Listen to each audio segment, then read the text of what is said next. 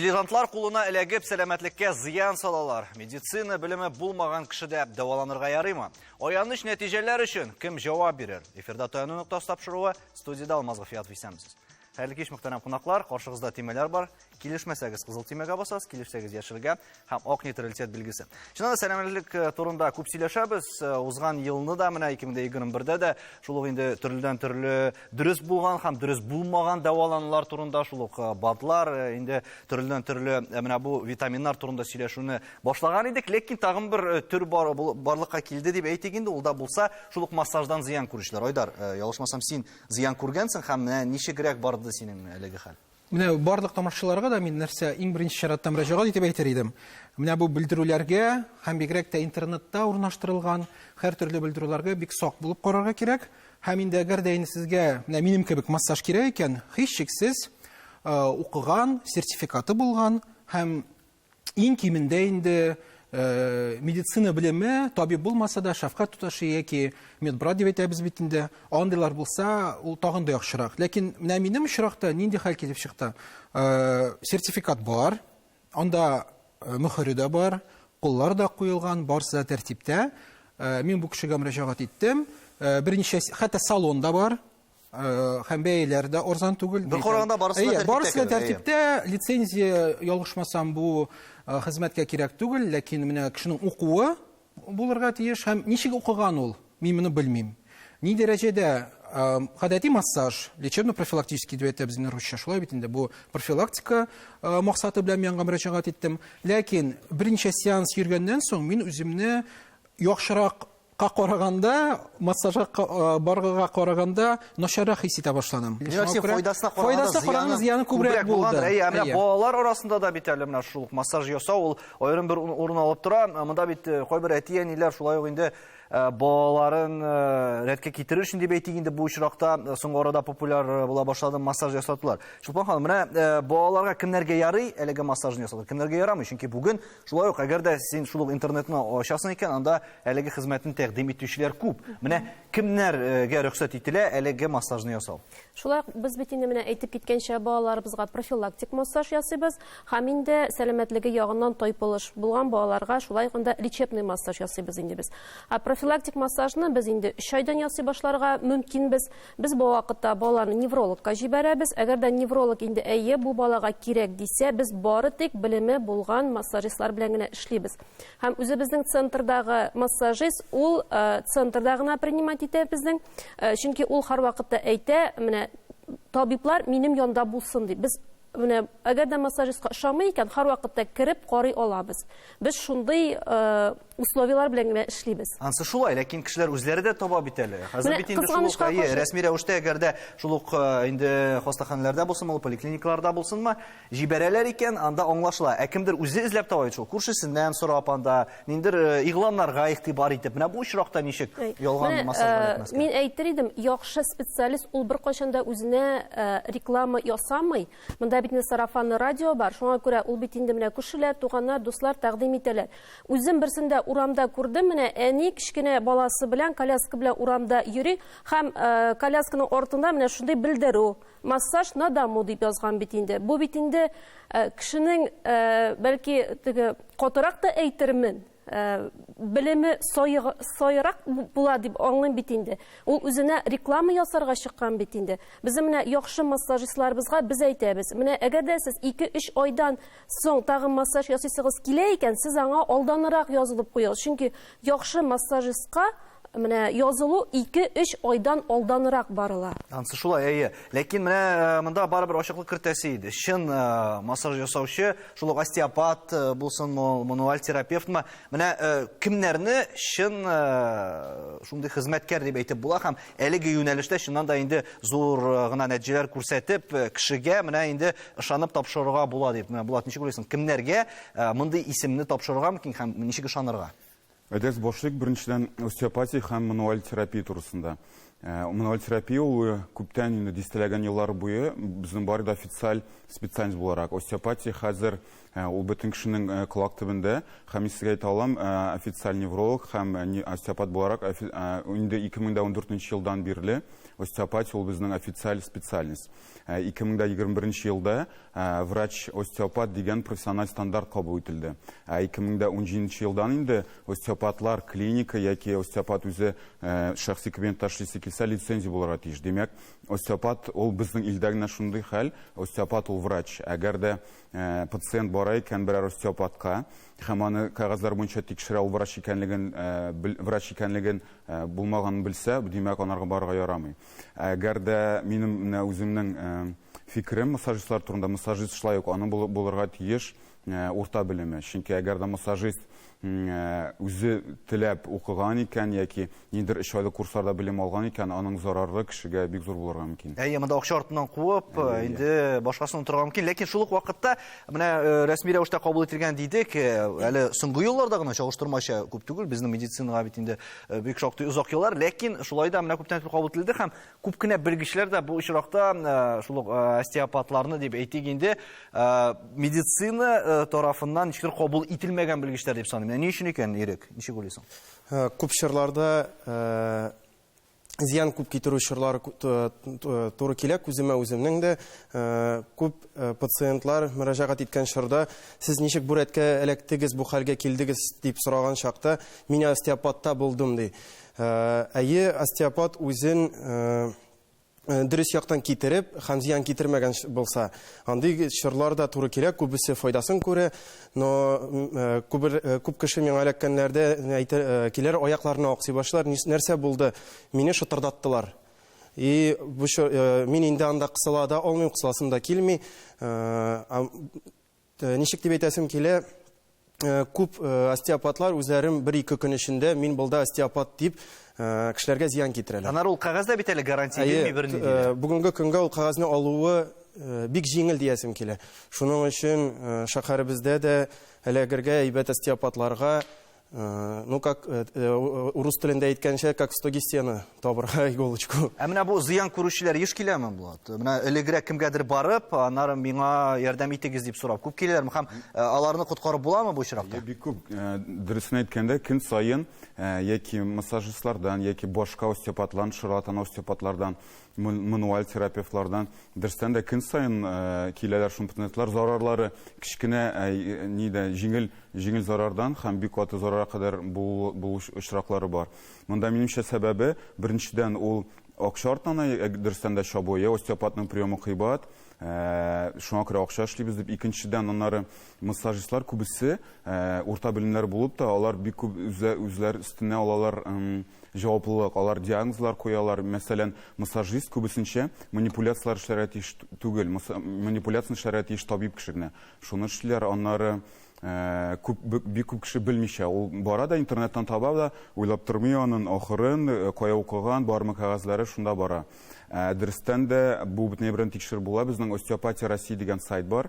Шул официаль сайтка кирип, анда бөтен Россия буенча остеопатларның әгәр дә лицензиясе бар икән, аны тикшереп була. Барысы да тикшермиләр. Менә иң куркынычы нинди зыян китергә мөмкиннәр монда сәламәтлеккә? Монда әгәр дә гади әйткәнчә, кулсыз, аяксыз кал була дөрестән дә. Инвалидлык очракларына кадәр җитә. Андый хәл була. Бу бик сирәк чаклар, ләкин эшләп була мондай хәл. Әнә сез ничек очрактыгыз әле? Әйтәсем килә, шушы остеопатлар түгел массажистлар га кагыла, ул үзе безнең туганыбыз шулай аягы авыртты һәм ул массажга барды. Анда массаж и прогревающие процедуралар ясатып, кызганычка каршы сөяк шире, аның уже сөяк ширенең башлангыч чоры булган.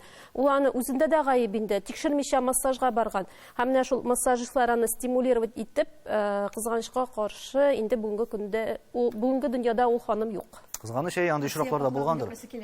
Яклагыз әле. Әйе, менә үзем бер тапкыр мөрәҗәгать иттем остеопатка, аякны ун аяк тарта башлагач. Бик яхшы остеопат, бер аярым икән, яны киттем бардым.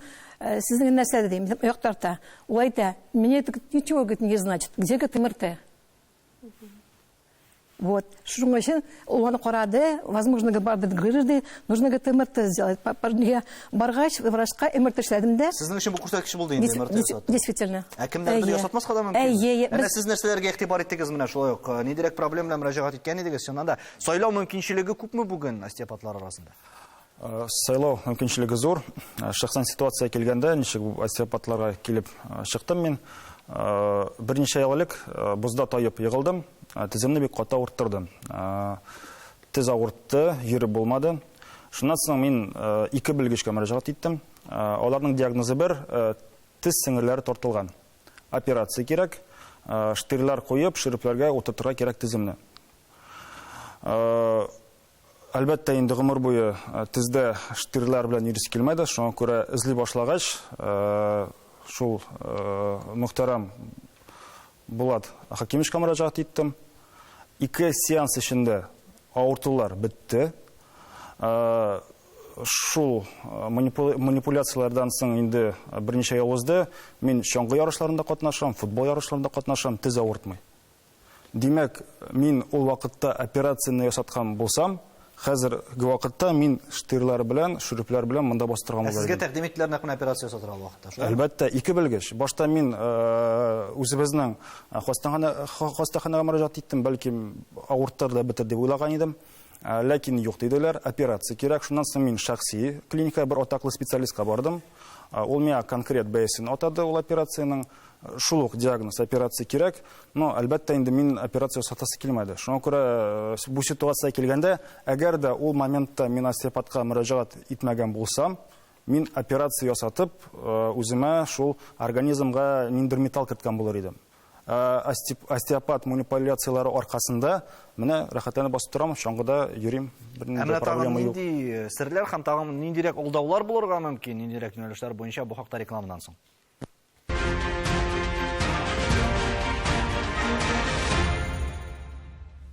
Татарстан Яңа Гасыр телеканалында Таяны нокта тапшыруы. Бүген без сәламәтлек өлкәсендә булган менә шушы вакыйгалар, Айдар, синең мисалыңда мәсәлән инде аңларга тырышабыз. Ләкин бу бит инде менә кемгәдер әлбәттә шул ук массаж булырга мөмкин, кемгәдер медицина дип әйтик. Бүген төрләр күп, шул ук инде өстәмәндер витаминнар буенча да без инде күптән сөйләштек. Шул ук инде шелтәрле бизнес вәкилләре дә һәрвакыт ниндидер үзләренең товарларын тәкъдим итә. Менә шундый күп мәгълүмат заманда ничек буталмаска икән? Беренчедән, әлбәттә, ул кешенең белеменә карый. Кеше ни кадәр белемлерәк булса, шул кадәр яхшырак дип әйтәм. Син моның белән гомер буе шөгыльләнәсең, син дә эләккәнсең бит. Ләкин үз вакытында туктап, кирәкле кешене таба алмаганмын. Шулай бит, әгәр дә белем булмаган булса, анатомия һәм башкалар, һәм инде шушы өлкәдә эшләмәсәм, әлбәттә, бу тагын да катлаулырак хәлгә китергән булыр иде. Ләкин менә бу батлар, шелтәрле бизнес тәкъдим итә торган шушы добавкалар үчә әйткәндә инде, аларга барысы да бик сак булып карарга кирәк. Беренчедән инде һәр вакыт, һәр тапшыруда әйтеп киләм, үзегезнең табибыгыз булырга тиеш, үзегезнең терапевт, үзегезнең тар белгечләр булырга тиеш. Әгәр дә алар юк икән, сез үзегезнең сәламәтлек дәрәҗәсен белә алмыйсыз, аңлый алмыйсыз. Һәм инде үз белдегегез белән теге бу актив добавкаларны эчеп, сәламәтлекне ныгыту гына түгел, аны бөтенләй юк итәргә мөмкинсез. Шуңа күрә моңа бик сак карарга кирәк. Фирә ханым, чыннан да монда һәркемдә бит инде белгеч тә була алмый, һәркемдә үз юнәлешендә менә шул үләннәр белән дәвалауда монда ниндирәк тәҗрибә булырга тиеш. Сезнең рәсми рәвештә шулай документлар бармы бу очракта? Әллә бөтен юнәлешләргә кирәк түгелме? Менә кемнәр шөгыльләнә ала моның белән, кемнәр шөгыльләнә алмый дип әйтик. Без шөгыльләнә башлагач, үләннәр белән примерно 35 ел элек безне яшь булгач, бөтен органнар, бөтен кешеләр безгә бик кызыксындылар, шуның өчен бик каты бәйләнделәр. Шуның өчен без тора бөтен документларны алдык. Әйе, менә кемнәр шөгыльләнә ала? Шулай һәркемдә бит зыян да салырга мөмкинме? Әйе, менә безнең сферада зыян китергә элементарно. Потому что белмәсә үләннәрдән аларны можно сәламәтлеккә бурырга, можно зыянга бурырга, шулай бит. Вот. Шуның өчен давлениеларны карарга, үлән ичкән вакытта давление төшергә күтәрергә була, канны куйлатырга, сыйкатырга була, аннан соң шикәрне төшергә күтәрергә була, телесе бар. Допустим, температура булган вакытта төшереп була, бик каты эчә уртса, бик каты баша уртса, температура булса, аларны нәрсәгә төшерергә, нәрсәгә бетерергә. Шуның өчен бит кирәк врач, шуның өчен кирәк скорая, шулай бит. Шуның өчен килгән вакытта кешенең баша уртса, эчә уртса, сразу әйтәбез, пока схеманы беребез, кичкене генә схеманы, но безгә кирәк диагноз. Тем более 2-3 көн шундый хәл булса, нужно врачны чакырырга. Врач чакырырга кирәк обязательно кирәк врач чакыртырга. Белә инде геролог кирәк түгел, потому что хәзер соң вакытта авырулар бик каты агрессивный, авыртулар, особенно балаларда. Кешеләр ярар үтәрәле дип тә әйтәләр. Монда бит шулай ук менә кемнәрдер шул ук массажны инде гади үй шартларында гына ясарга яләнгән инде. Кемнәрдер миңа нәрсәгә массаж инде әгәрдә башка мәсәлән шул көчле дарулар да ярдәм итми икән, нигә мин әле кемгәдер мөрәҗәгать итәргә тиеш дип. Менә бу фикер дөресме? Чыннан да кайсы очракта барырга кирәк инде кичектермичә. Менә фитотерапевтлар турында әйткәндә, алар бит бер вакыттагын организмның ялкынсыну чорында ярдәм итәргә тырышмыйлар. Дөрес әйтәләр. Алар башта без табибка барабыз, менә острый период дип әйтәбез бит. Ялкынсыну чорын узганнан соң гына профилактик чара буларак без фитотерапевтларга мөрәҗәгать итә алабыз. Әлбәттә, менә самолечение бит инде бүгенге көндә самолечение белән барлык кеше шөгыльләнә ала. Моңа инде социаль шәкелләр булыша. Шуны унутмаска кирәк. Беренче чиратта тизрәк табибка мөрәҗәгать иткән сайын без чирне тизрәк, авыруны тизрәк җиңәбез. Чөнки беренче вакытта монда вакыт. Икенчедән дару. Әгәр дә күрше апасына ул булыша икән, ул сиңа булыша дигән сүз түгел. Чөнки бер үк чир төрле организмда төрлечә узарга мөмкин. Монда организмның үзенчәлекләре бик күп. Өченчедән инде менә шул әйтеп үткәнчә, халык медицинасы ул бүгенге көндә әле бик өйрәнелеп бетелгән өлкә түгел. Без аны өйрәнәбез һәм без аны тәкъдим итәбез, ләкин профилактик чара буларак кына. Ирек, сезнең менә практикада дип әйтик инде шәнлек дәвамында ниндирәк зыян килеп Бүгенге көнгә мин кан тамырлары ширләрен варикозный расширениене дәвалау чорында тромбофлебитлар, дөресен әйткәндә тромболар җыела, кан тамырларында безнең былай да инде кислородсыз торган кан менәлмичә клапаннар эшләмичә торган кан тамырларында кан куерып китеп тромба җыела да, и безнең инде күп пациентлар массажистларга эләгеп, массажистлар карамыйча күбесе әйдәгез тиз генә ятыгыз, ясыйбыз диләр дә, күп кешенең шул җыелып торган былай да инде кечкә генә торган тромб очып китеп, төрле хәлләргә китергән чорлар бар. Шуның өчен кемнәрнең кан тамырлары киңәю чире бар, аларга инде аякларына массаж куллану зыян китерү мөмкинлеге бар. Һәм алар белмиләр дә, күпләр махсус кулланырга да мөмкин әле. Чыннан да менә әгәр дә кешенең проблемалары туды икән, алар кайлардан исемлекне эзләргә тиеш, кайдан менә бу сертификатларны карарга тиеш. Буның белән һәркем шөгыльләнә дә алмый бит әле. Менә чыннан да мин ышанычлы кулларга эләктем дип ничек уйларга мөмкин ул? Беренчедән, әгәр дә табиблар белән аңлашыла, аның лицензиясе, диплом булырга тиеш. Массажистларны шул ук остеопатларга, терапевтларга килгәндә, бар һәрбер вәкилнең үзенең профессиональ сообществолары. Менә шул сообществоларның бар сайтлары. Шул сайтларга кирип, һәрбер шәһәрдә специалистның кайсы елны сертификатны үткәнне, һәм анда билгеләнә сертификат ничәнче елга кадәр озынайтылган. Шуннан пациент белә ала, бу кеше әле дә укыймы, әллә укуын тәмамлаган. Беренчедән, икенчедән, аннары табиб белән аралашканнан соң яки урта белемле кешеләр белән син аңлыйсың, бу кешенең дөрестән дә эчендә бар микән булышырга теләге әллә юкмы. Аннары икенчедән, әгәр дә остеопат яки мануаль терапевт әйтә икән, менә мисә көн саен һәр 10 сеанс эшлим. Аннары килерсең тагын ниндер айдан 1-2 айдан соң тагын 10 сеанска, монда уйланырга кирәк, бу дөрестән дә ялган булырга дип. Ничә булырга тиеш, ниндирәк сүзләргә ышанырга була? Чынлыкта. Менә чөнки дөрестән дә остеопат эшли бер сеанстан 3 сеанска кадәр. Монда хәтта 1 сеанстан, 1-2 сеанстан әнәспән булган шикелле аңлашыла, кешегә булышы буламы, юкмы.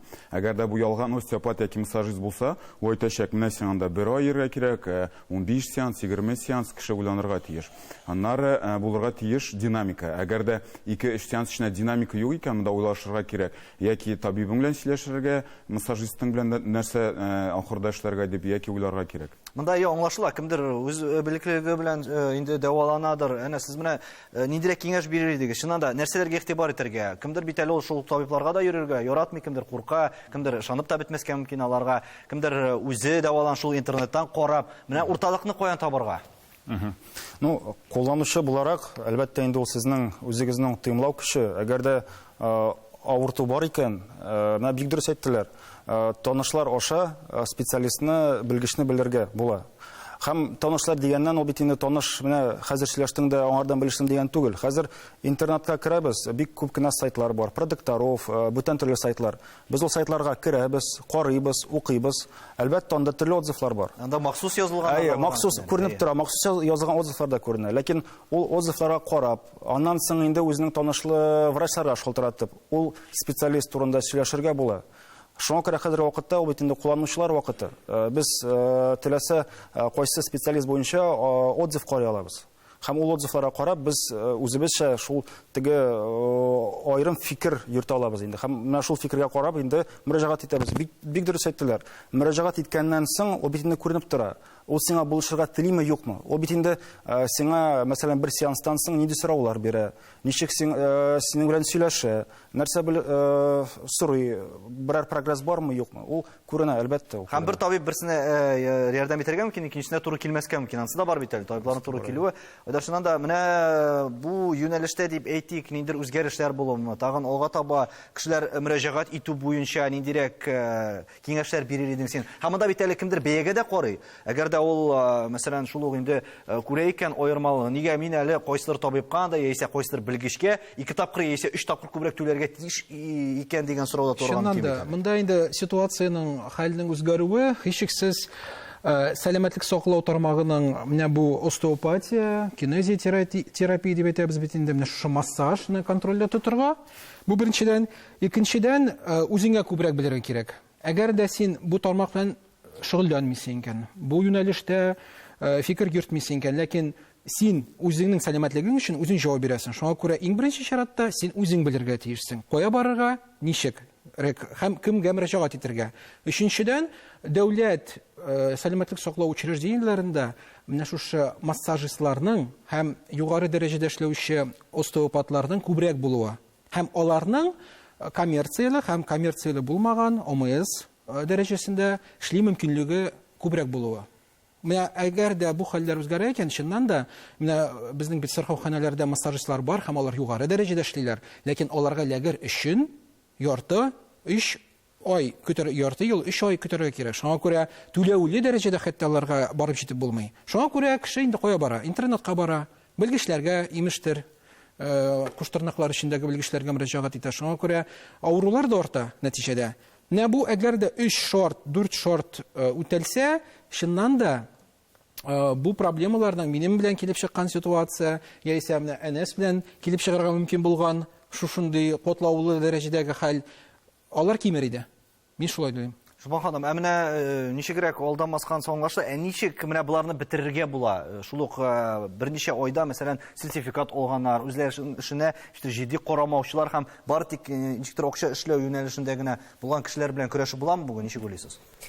Көрәшеп булуын инде бүгенге социаль челтәле заманында әйтә алмыйм. Булыр микән, юк микән рекламалар тамышты. Көндә чыгып тора бит инде. Сәламәтлеккә килгәндә, кешенең сәламәтлеге белән бары тик медицина белеме булган кешеләр генә эшләргә тиеш. Менә шушы батлар темасында, шушы бит инде күп кенә хәзер натуропатлар китте бит, диетологлар. Менә мин үземнең медицина белемем булса да, ләкин мин үзем диетолог буларак кешегә ниндидер киңәшләр бирергә куркам. Чөнки аның өчен укыган диетологлар бар. Менә шушылык батлар темасында әйтеп китәм, бер ханым менә кызыгып шулай ябыгыр өчен батлар эчте, һәм аның ут куыгында таш барлыкка килде. Бу бит инде аның менә шушы процедураны узыр алдыннан сәламәтлеген тикшермәгәннәр дигән сүз бит инде. Әлбәттә, алар гади генә тикшерүләр узалар, ләкин аларның медицина белеме юк, һәм алар ул анализларны аларга аңлатып бирә алмыйлар. Шуңа күрә мондый ишракта бары тик медицина белеме булган кешеләргә генә мөрәҗәгать итәргә кирәк дип әйтер идем мин. Кыскача нәтиҗә ясасак, менә булат сыйфатсыз дәвалаучылар кулына эләкмәүдә нәрсә таянытасы булып тора? Сәламәтлек иң мөһим әйбер. Шуңа күрә беренчедән ул баш белән уйлау. Икенчедән килешә менә тик официаль специалистларга мөрәҗәгать итәргә.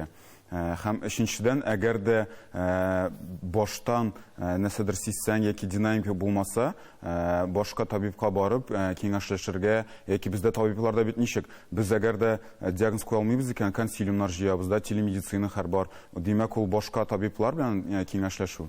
Ирек Иван, сезнең фикерегез? Иң беренчедән үзегезне яратып хәрәкәттә тоту.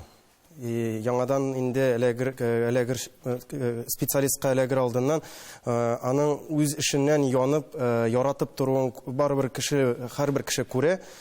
Янып торып, иң беренче уенда акча эшләү түгел икәне тоже күренеп тора кешедән. Шуның иң беренче ишекне ачып керүдән инде күрергә кешенең эштән янып торганын. Дөрестән дә бүген дәвалануның ысуллары күп, иң мөһиме сәламәтлекне яхшырта дип аңа зыян салмаса дигән теләктә саубуллашабыз. Исәнлектә күрешергә ясын.